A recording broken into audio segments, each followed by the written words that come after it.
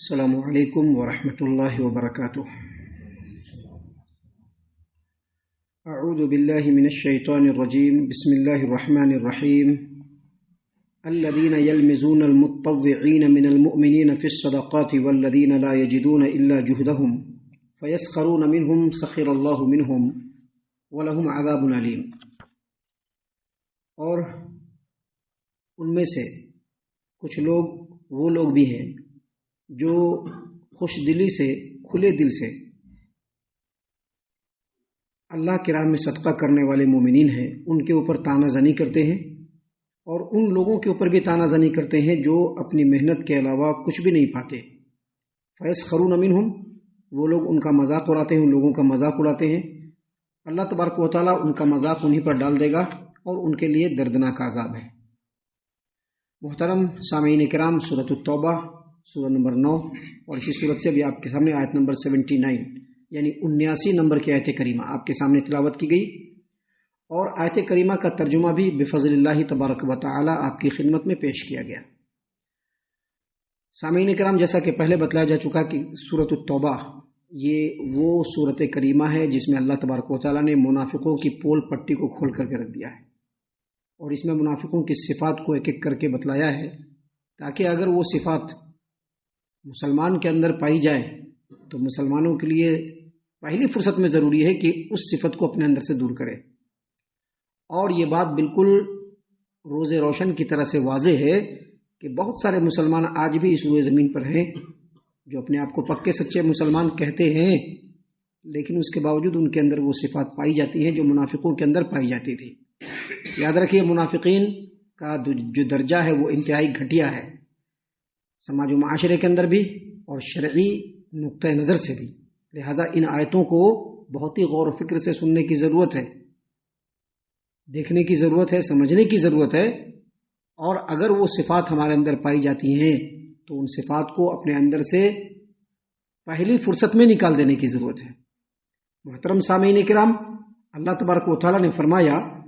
الذین یلمزون المتطوعین من المؤمنین فی الصدقات۔ منافقوں میں کچھ لوگ ایسے ہیں جو خوش دلی سے، کھلے دل سے اللہ کے راستے میں صدقات و خیرات کرنے والے جو مومنین ہیں ان کے اوپر بھی تانا زنی کرتے ہیں، ٹونٹ کستے ہیں۔ والذین لا یجدون الا جہدہم، اور جو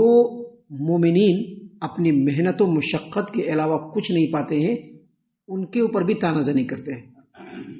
سامعین کرام، اصل میں نے بتلایا کہ یہ غزوہ تبوک کے بعد یہ آیتیں نازل ہوئی ہیں۔ غزوہ تبوک جب ہوا تھا، جس سمے کی بات ہے، اس سمے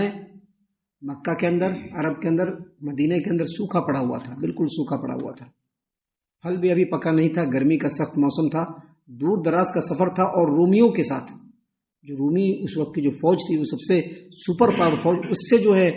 ٹکراؤ تھا، اس سے مقابلہ تھا۔ تو اس وقت جو ہے جنگی جو فنڈ ہوتی ہے، جو جنگی ساز و سامان ہوتا ہے، جو سواریاں تھیں، اس کی بڑی قلت تھی۔ تو نبی صلی اللہ علیہ وسلم نے لوگوں کو اللہ کے راستے میں خرچ کرنے کی پرزور اپیل فرمائی، پرزور اپیل کی کہ لوگ جہاد کا فنڈ جمع کریں تاکہ اب جو قافلہ نکلے گا اس کے لیے کوئی مسئلہ اور مشکل نہ ہو۔ نبی صلی اللہ علیہ وسلم نے جب پرزور اپیل کی تو سیدنا عثمان ابن عفان رضی اللہ عنہ اور سیدنا عبد الرحمن ابن عوف رضی اللہ عنہ نے بڑھ چڑھ کر کے حصہ لیا، خوب صدقات و خیرات کیا۔ سیدنا عمر بن خطاب رضی اللہ عنہ نے اپنے پورے گھر کے مال کو 2 حصوں میں تقسیم کیا، ایک حصہ گھر میں رکھ دیا اور ایک حصہ نبی صلی اللہ علیہ وسلم کی خدمت میں لا کر کے دے دیا۔ سیدنا ابوبکر صدیق رضی اللہ عنہ نے اسی موقع سے اپنے پورے گھر کا مال و اساس لا کر کے نبی صلی اللہ علیہ وسلم کو دے دیا۔ ایک صحابی ایسے بھی جنہوں نے رات بھر مزدوری کی، کس چیز کے لیے؟ صدقہ دینے کے لیے، رات بھر مزدوری کی، 2 سا کھجور ان کو ملا، تو اس میں سے 1 سا کھجور اپنے گھر میں رکھ دیا اور 1 سا نبی صلی اللہ علیہ وسلم کی خدمت میں لا کر کے دیا۔ نبی صلی اللہ علیہ وسلم اس 1 سا کھجور سے اس قدر خوش ہوئے کہ کہا کہ اس پورے کھجور کو، اس جو 1 سا کھجور پورے صدقات و خیرات کے اوپر پھیلا دو۔ محترم سامعین کرام، اسی موقع سے منافقین اپنی بدماشیوں سے باز نہیں آئے، اور اس وقت بھی جو لوگ زیادہ اللہ کے راستے میں خرچ کرنے والے تھے ان کے اوپر بھی تانا زنی کی، ان کے اوپر بھی ٹونٹنگ کی، ان کے اوپر بھی آواز کسی، اور جو لوگ اپنی مشقت کے مطابق تھوڑا سا اللہ کے راستے میں خرچ کیے ان کے اوپر بھی تانا زنی کی۔ دیکھیے سیدنا ابو جعفر ابن جریر طبری رحمہ اللہ، ان کی کتاب ہے تفسیر الطبری، اس میں انہوں نے امام عوفی سے اور انہوں نے سیدنا عبداللہ ابن عباس رضی اللہ عنہما سے روایت کیا کہ نبی صلی اللہ علیہ وسلم ایک دن لوگوں کے پاس تشریف لائے اور تشریف لانے کے بعد کہا کہ لوگوں اللہ کے راستے میں صدقات و خیرات خوب کرو کیونکہ مسئلہ سامنے ہے۔ لوگوں نے خوب بڑھ چڑھ کر کے حصہ لیا، سبھی لوگوں نے حصہ لیا۔ ایک صحابی ابو عقیل نام کے، انہوں نے ایک سا کھجور لا کر کے دیا اور کہا کہ اللہ کے رسول صلی اللہ علیہ وسلم میں نے رات بھر رہٹ چلا کر کے پانی کھینچا ہے اور 2 سا کھجور میں لے کر کے آیا ہوں، جس میں سے ایک سا میں نے اپنے گھر پر رکھا اور ایک سا میں ادھر لایا ہوں۔ نبی صلی اللہ علیہ وسلم اس قدر خوش ہوئے کہ حکم دیا کہ دیکھو یہ جو 1 سا کھجور ہے اس کو پورے صدقات و خیرات کے اوپر پھیلا دو۔ محترم سامعین کرام، سیدنا عبد الرحمن ابن عوف رضی اللہ عنہما ایک طرف سے نبی صلی اللہ علیہ وسلم کے پاس آئے اور کہا کہ ابھی کوئی اور بھی صدقات و خیرات دینا باقی ہے کیا؟ کہا کہ نہیں اب تو کوئی نہیں ہے۔ تو کہا کہ میرے پاس 100 اقیہ چاندی ہے۔ عمر بن خطاب رضی اللہ عنہ نے کہا کہ تمہارا صحیح ہے نا جو بول رہے ہو، یہ 100 اقیہ چاندی ہے، دماغ ٹھیک ہے نا؟ کہا کہ میں بالکل صحیح ہوں، میں مجنون نہیں ہوں، میرے پاس 8000 درہم ہے جس میں سے 4000 میں نے اپنے گھر کے لیے رکھا ہے اور 4000 اللہ کو قرض حسنہ دے رہا ہوں۔ درہم آج تو تھوڑا سا خرچ کرنے کے بعد لوگوں کا مزاج بہت اوپر چڑھ جاتا ہے، تھوڑا سا خرچ کرنے کے بعد 4000 درہم،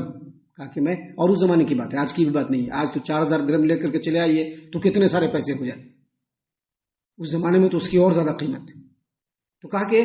4000 درہم میں اللہ کو قرض حسنہ دے رہا ہوں۔ نبی صلی اللہ علیہ وسلم نے کہا کہ بارک اللہ لک فیما امسکت و فیما اعطیت، جو آپ نے اپنے گھر میں رکھا ہے اللہ اس میں بھی برکت دے، جو آپ نے اللہ کے راستے میں دیا ہے اللہ اس میں بھی برکت دے۔ تو منافقوں نے اس وقت کیا کہا؟ اس وقت کہا کہ یہ عبد الرحمن ابن عوف جو ہے یہ لوگوں کو دکھاوے کے لیے خرچ کر رہا ہے،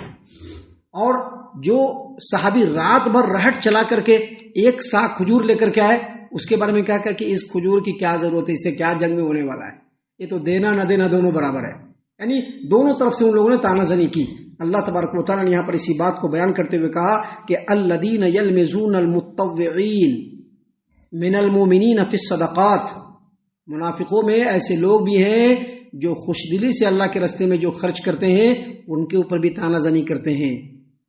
والذین لا یجدون الا جہدہم، اور جو اپنی محنت و مشقت کے علاوہ کوئی مال صدقات و خیرات کے لیے نہیں پاتے ہیں اور صدقات و خیرات کرتے ہیں ان کے اوپر بھی تانا زنی کرتے ہیں۔ لیکن اللہ کے رسول صلی اللہ علیہ وسلم کا جو